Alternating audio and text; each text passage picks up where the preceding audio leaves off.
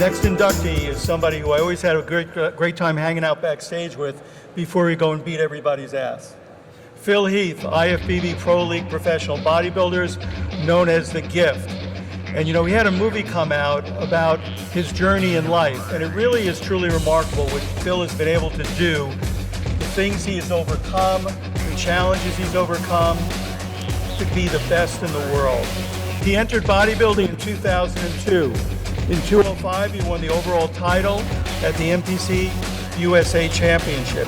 He is a 7-time Mr. Olympia winner, winning every year from 211 to 217, defending that title consecutively 6 more times. He's tied with Arnold Schwarzenegger for 7-time Mr. Olympia wins. In terms of the International Sports Hall of Fame, he joined other inductees, Ronnie Coleman, Lee Haney, Corey Everson, and Linda Murray. So we've got some amazing people and Jay Cutler, who have been inducted into our International Sports Hall of Fame. And Phil also is very involved in charity work. He sponsored something called Make It Fit, a foundation for autism awareness. And in addition, he visits many of the hospitals in Colorado, along with a 10-year involvement with the USO, traveling to missions to places all around the world, from the Middle East to different places, in order to bring his inspiration and energy to our troops overseas. Let's give it up for Mr. Olympia, 7-time Phil Heath.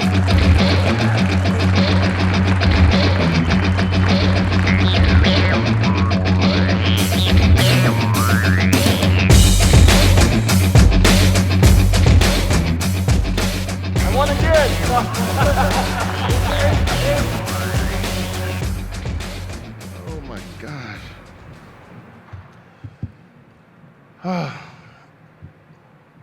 When you go out for something that you never had before, you realize that you have to put yourself in a place that can sometimes be dark.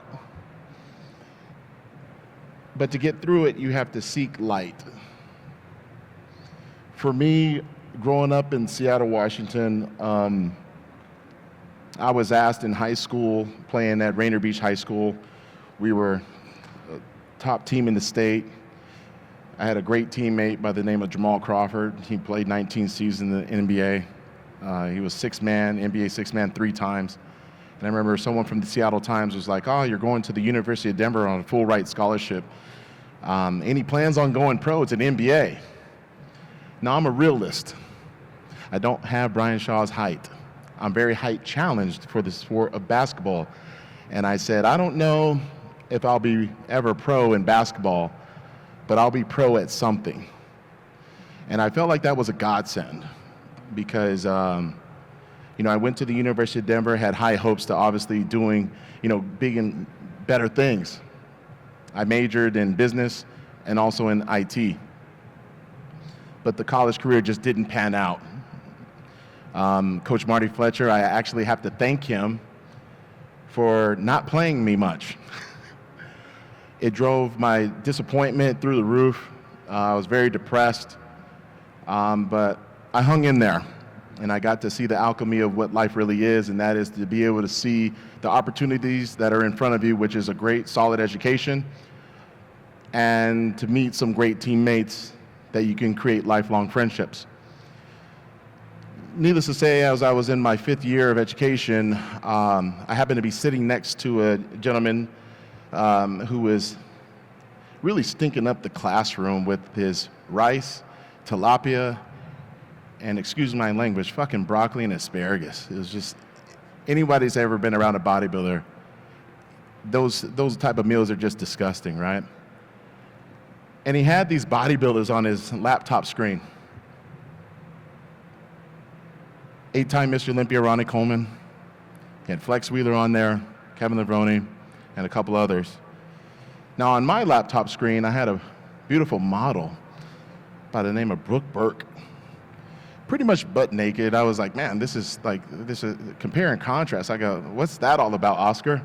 And he was like, if you want to learn more about it, meet me in the student gym. Now, mind you, being a Division I athlete, you have your own gym facility. You're kind of segregated amongst the other students.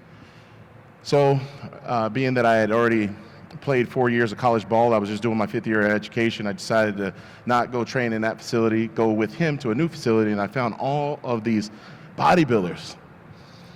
And what was really awesome was to see the camaraderie of it. I was encouraged to go to a competition, and there was a bodybuilder by the name of Claude Gruel that was actually the Masters Olympia champion who I took a photo with. And keep in mind, being a basketball guy, you usually wear long shorts, tank top, some Jordan sneakers, kind of like what Brian Shaw has on. And my friend was like, Phil, like, you're supposed to hit a bicep pose with this pro.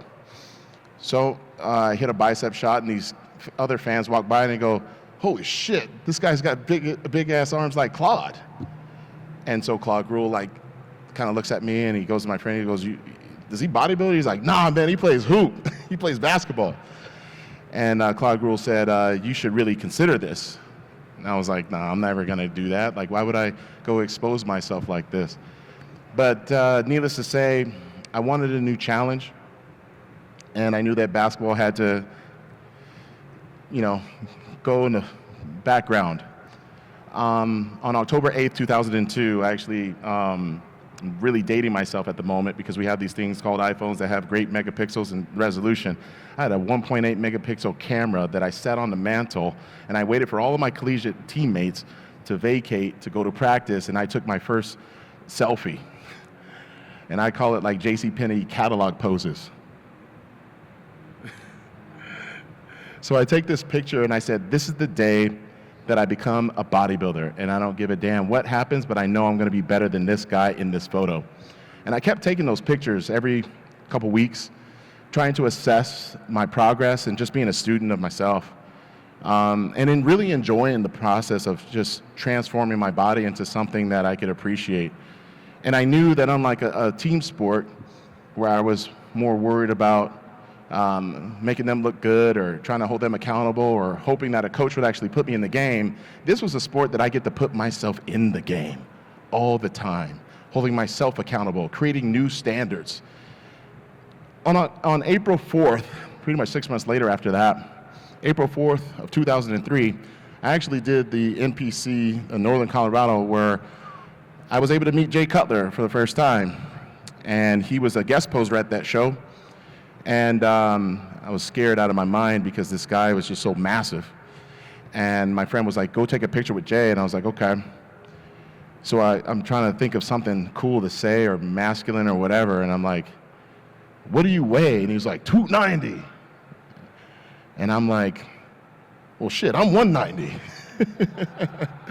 And, it was a really cool moment. But what was interesting is that I was so freaking terrified to go on that bodybuilding stage because unlike any other sport, there takes a level of vulnerability, hard work, but the vulnerability of being pretty much adjudicated with no clothes on that I just didn't understand. And, it's easy to pose in your own mirror, and we know plenty of people on social media love to take those bathroom selfies. But in this sport, there is no mirror. And you really can't do anything but hope and pray that you put in the work and to present your best and be fully confident in who you are and have that emotional intelligence to create your own piece of art. So fortunately for me, I was able to not only compete, but to win my first show. Although I was scared, I was very happy. I was very elated over the opportunity to finally get a good win for myself. I was able to then take that further and win in the junior nationals and flying out to California and meeting Joe Weider. And I just didn't realize, holy smokes, man, I can travel. I can be paid to work out? This is interesting. And it was upon that time I remember Jay said, these guys are going to try to sign you. And I was like, dude, you're out of your mind. Like, there's no freaking way. Like, someone would pay a person. And he was like, well, dude, like, I get paid for that same job. What are you talking about? So, I put my best foot forward, did those photo shoots at the Junior Nationals. I actually won that show, and then in 2005, winning the Mr. USA overall title. Shortly thereafter that, I won my first 2 pro shows, got a lot of good publicity and whatnot, and was able to travel the world, You know, in bodybuilding, bodybuilding may not be as big in America, but overseas is tremendously positive and popular in over 190 countries. We currently, I believe we have just over 600 different bodybuilding shows internationally. But I want to talk to everyone about, you know, limiting beliefs and a fixed mindset and how you have to have a growth mindset. You know, in 2008, I did my very first Mr. Olympia, and that was a tough time for me because although it was my first time and I was very scared, I was very happy, but I was very sad because my friend Jay Cutler lost. And I got to see like how things could be taken away. And I also got to see a new person win, where I was like, well, maybe I can beat him if that's the case. And I remember sitting in a car with Jay for about 4 hours. And Jay was telling me about how he wanted to retire, how he just was like, oh, well, I guess they don't want this. I'll go be the entrepreneur that I am, and I'm just going to continue to just do that stuff. And I was like, there's no way in hell you're going to do that, but keep talking. And, you know, it sat with me for a minute because I just knew, I was like, he's going to come back. And in 2009, he did, and he kicked the shit out of all of us. And that allowed me to realize that history can be made. And, you know, you could have that fixed mindset of saying, like, I'm not going to do this, I'm going to do something else, and then he changes his mind and decides to put a positive spin on it and then created a new legacy, in my opinion. But it also gave me inspiration. So in 2010, I went ahead and did the Olympia, and I lost to Jay. But it was very interesting because, you know, when you train for something, and we've all really been there, where we say we want something and we'll actually declare it, we'll say it online, we'll write all the cool little captions on social media, but when you're up there with no clothes on, and Bob Ciccarello is taking his sweet-ass time to say who's the next Mr. Olympia champion, your heart is freaking racing. And doubt seems to sink in. You realize that you're not quite ready for that weight of what's a champion, you know, legacy gonna be. I saw how Ronnie Coleman was treated. I saw how Jay Cutler was treated. I knew that the weight of the crown was very, very heavy. And I remember just being okay with being called second.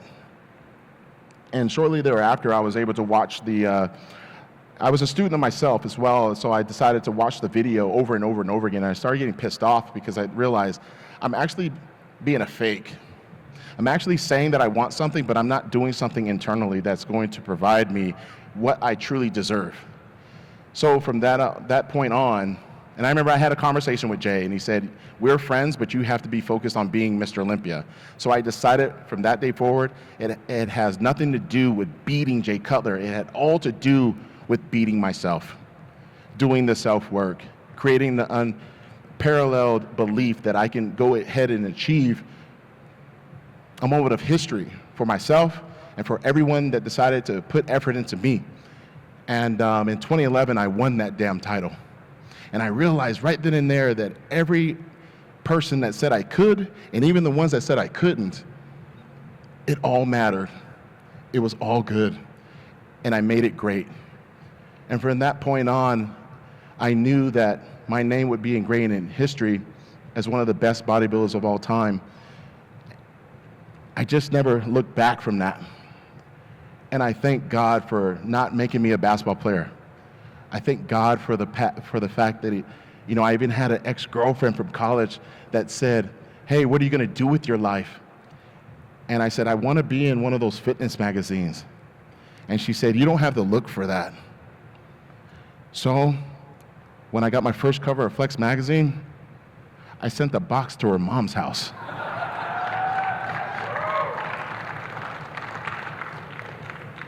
When I got the second title, I remember being asked, how many do you want to go for? And I said, I want to go for 10. And I remember that during that time, a lot of people were, quite honestly, just upset that I would say something that big, because at the time, there was only 8 Mr. Olympia titles. Lee Haney won 8, and Ronnie Coleman won 8. And I said, why not 10? And I learned right away that there's a lot of people that will throw shade on your dream. They'll tell you that you can't. And I said to myself, if I'm talking to the 4-year-old Phil Heath, and he was asked, what do you want to be when you grow up? And if he said, I want to be a doctor, a lawyer, a 10-time Mr. Olympia, a Super Bowl winning quarterback, that person would say, go for it. So that's who I spoke to. And with every rep, every set, I almost made it happen, and I got 7, tying with the great Arnold Schwarzenegger. I'm here because of the fact that I had mental fortitude, but I'm also here because I never gave up on myself. And I really do hope that each and every one of you, no matter what traumas you may have, whether it be big or very small, that you remind yourself that you can always be the light.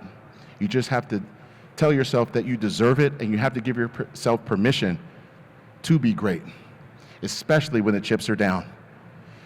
Thank you, Dr. Bob, for this amazing opportunity, and along with Hack, this class is incredible. I'm very honored. And I'm smiling right now because I just heard Bruce Buffer speak, and I remember seeing Ronnie Coleman be announced by you. And I remember thinking, and I was in the stands. And I said, I hope to God that I can have that moment where I can be on that Olympia stage as a champion. It's just so interesting how our lives can be intertwined. And I really do hope that with the pictures that we all get to share, that we continue to share them. And who knows where we may meet up again, but I just want to tell each and every one of you that I respect the hell out of all of your hard work and dedication to your craft, to your art, and also to your fans. Thank you for that. And for everyone here, thank you for coming. Thank you for pouring your love and support to all of us. And for everyone watching, continue to be your best version of self, especially when no one is watching. God bless you all. Thank you.